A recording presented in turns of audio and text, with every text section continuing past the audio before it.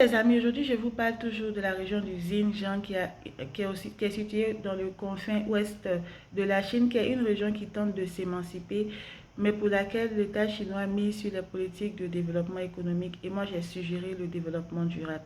Dans cette région, il y a un port.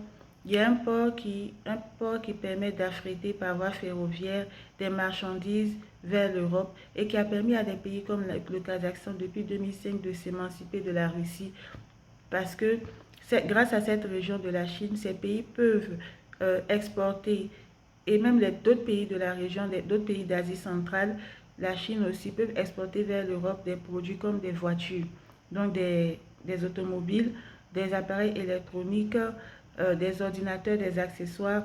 Près de 3000 trains sont acheminent, affrètent ces marchandises-là de la Chine, donc de cette région autonome du Xinjiang vers l'Europe. Donc moi j'ai milité pour que par le développement durable, on intègre davantage cette région dans la République de la Chine, mais tout en respectant son autonomie, parce que c'est une région qui a des spécificités culturelles et religieuses et qui est riche.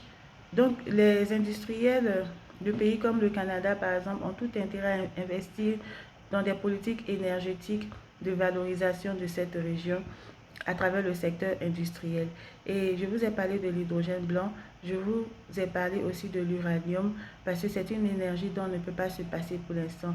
Et l'uranium, on s'inquiète beaucoup pour la production d'uranium, de nucléaire, à cause des déchets issus de l'industrie nucléaire, l'impact sur la santé et sur l'environnement.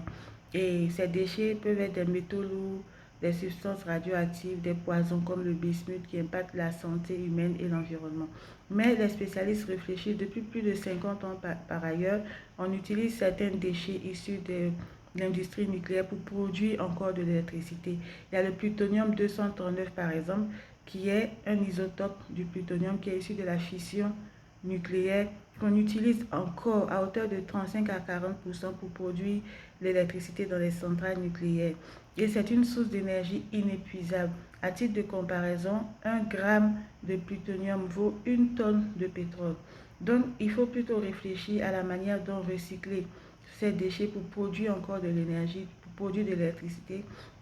Dans le plutonium 239 est un exemple pour produire de l'électricité afin de permettre un développement durable, un développement industriel dans cette région qui va résorber bien de conflits et va permettre aux pays d'Asie centrale de s'émanciper de la Russie et avoir des débouchés vers l'Europe.